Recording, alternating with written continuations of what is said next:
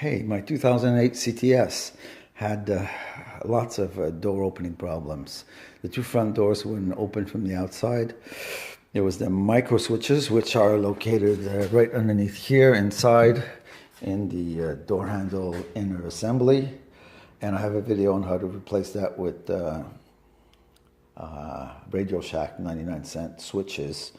And now what I'm doing is the back doors. The back doors, well, one would lock but not unlock, and the other one would just hump a little bit, but it didn't have the strength to go up or down all the way. So it stayed in whatever position it was in. So I went to, I ordered from Amazon a kit of 4 actuators. Those are like old style actuators that we used to put in doors of cars that didn't have remote door locks. And when we installed alarm systems in the 80s and 90s, well, a lot of cars were like that. So we throw these in, and so the guy could lock and unlock his car at the same time as arming and disarming his new alarm.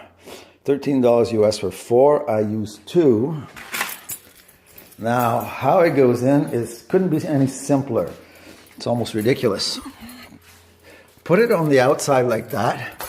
It acts as a booster to the original one, which is built in here inside the door lock actuator, which also has the rod from this and the other triggers to open the door. There's a harness that goes to it, and there's 2 larger wires, a brown and a gray, and 3 smaller ones. Splice into the 2 larger ones, and you'll notice that this needs positive on one side and negative on the other to do one thing, and then reverse polarity to do the other thing. And these 2 wires happen to give exactly that kind of trigger, and which goes to the same type of actuator, but that doesn't last, the one inside here. So by putting the blue with the beige brown and the green with the gray, I got myself a booster that gives it now, as you see, lots of strength to open and close. Now, on the door panel, there's this thing here. It's almost like made, you know, that's thick, and it's sort of an insulation. Trash that, and you got your room for that actuator. Works perfectly. So that's $3.50 fix for these actuators in the door locks or the door latches that don't last very long. I did both sides, and now it works perfectly. All right, so good luck with it. I think it's a viable system that's just wonderful.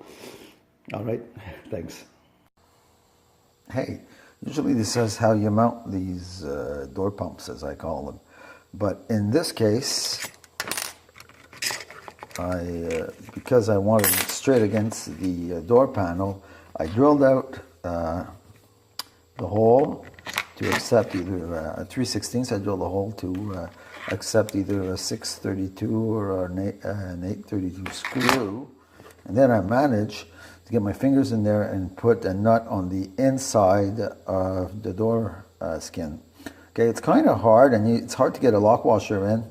The old trick is you loop a piece of tape and stick it to your finger, and then stick the nut to the tape, and you come out just like that on your index. And put some Loctite on the screw, and you're all set.